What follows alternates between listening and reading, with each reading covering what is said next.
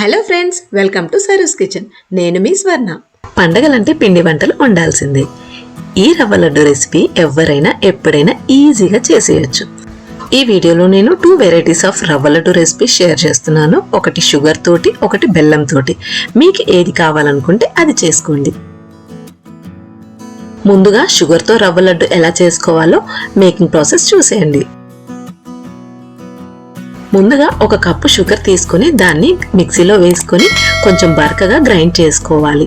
మనం ఎంతైతే రవ్వ తీసుకుంటామో సేమ్ క్వాంటిటీలో షుగర్ తీసుకొని ఇలా పౌడర్గా చేసి పక్కన పెట్టుకోవాలి. ఇప్పుడు స్టవ్ పైన ప్యాన్ పెట్టుకొని అందులో 1 టేబుల్ స్పూన్ ఆఫ్ నెయ్యి వేసుకొని అందులో ముందుగా కొంచెం జీడిపప్పు వేసుకొని అది కాస్త కలర్ చేంజ్ అయిన తర్వాత కిస్మిస్ కూడా వేసుకొని 2 బ్రౌన్ కలర్లోకి చేంజ్ అవ్వగానే వీటిని తీసి పక్కన పెట్టుకోవాలి.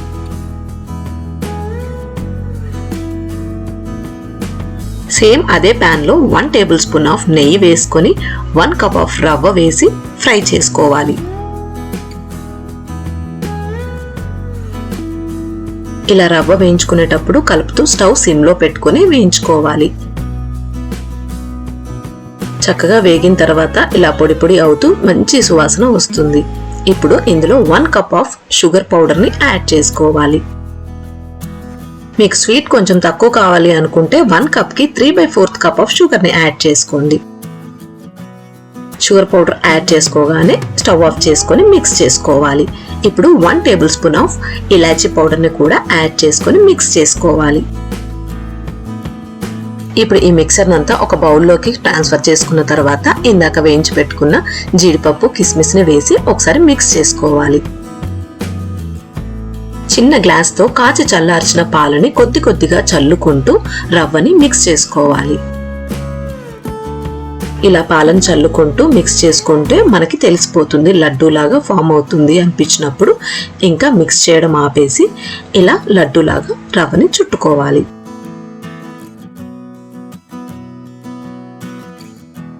మరి పాలని ఎక్కువ యాడ్ చేసుకోకూడదు, యాడ్ చేసుకుంటే మెత్తగా అయిపోతుంది.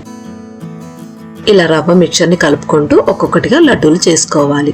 లాస్ట్ లో మళ్ళీ ఏమన్నా కొంచెం పాలు యాడ్ చేసుకోవాల్సి వస్తే ఒక 1-2 టేబుల్ స్పూన్ యాడ్ చేసుకోవచ్చు. ఈ రవ్వ లడ్డూలు మనకి వారం నుంచి 10 రోజుల వరకు చక్కగా నిల్వ ఉంటాయి. మీరు ట్రై చేసి టేస్ట్ చేయండి.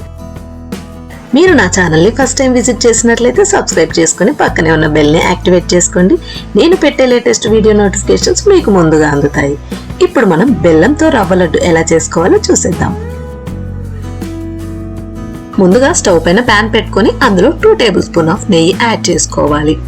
నెయ్యి వేడైన తర్వాత అందులో కొంచెం జీడిపప్పు వేసుకొని కొంచెం కలర్ చేంజ్ అయిన తర్వాత కిస్మిస్ కూడా వేసుకొని ఫ్రై చేసుకోవాలి. ఈ 2 చక్కగా ఫ్రై అయిన తర్వాత వీటిని తీసి పక్కన పెట్టుకోవాలి.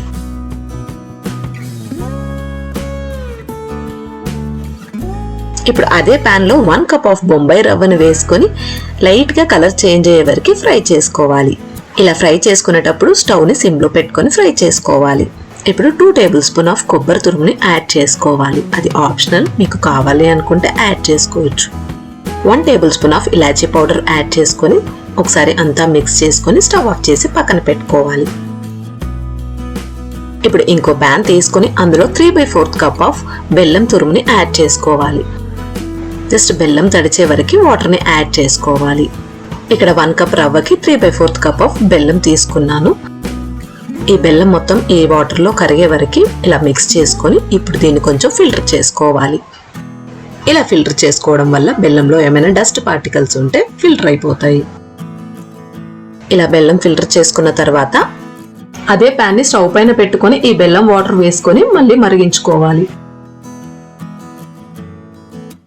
ఇలా మరగడం స్టార్ట్ అయిన తర్వాత దీన్ని ఒకసారి చెక్ చేసుకొని ఇలా తీగ పాకం వస్తే స్టవ్ ఆఫ్ చేసుకోవాలి. లైట్ గా ఇలా తీగ పాకం వస్తే సరిపోతుంది. ఈ పాకం కాస్త వేడిగా ఉన్నప్పుడే ఇలా కొద్ది కొద్దిగా ఇందాక వేయించి పెట్టుకున్న రవ్వ మిక్చర్ లో యాడ్ చేసుకుంటూ కలుపుకోవాలి. మొత్తం ఒకటేసారి కాకుండా కొంచెం కొంచెంగా వేసుకుంటూ ఇలా కలుపుకోవాలి. ఇక నేను తీసుకున్న రవ్వ మెజర్మెంట్స్ కి ఈ బెల్లం పాకం మొత్తం కరెక్ట్ గా సరిపోయింది.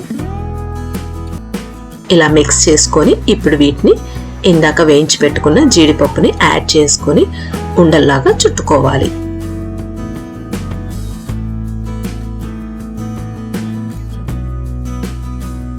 మనకి ఏ సైజులో కావాలంటే చూసుకొని ఇలా రౌండ్ షేప్స్లో చేసుకొని ఇలా లడ్డూలాగా చేసి పక్కన పెట్టుకోవాలి. హెల్తీ అండ్ యమ్మీ బెల్లంతో రవ్వ లడ్డు మీరు ట్రై చేసి టేస్ట్ చేయండి. ఈ వీడియో కనుక మీకు నచ్చినట్లయితే మీ ఫ్రెండ్స్ అండ్ ఫ్యామిలీ మెంబర్స్కి షేర్ చేయండి. మరొక ఇంట్రెస్టింగ్ రెసిపీతో మీ ముందుంటాను. Thank you for watching.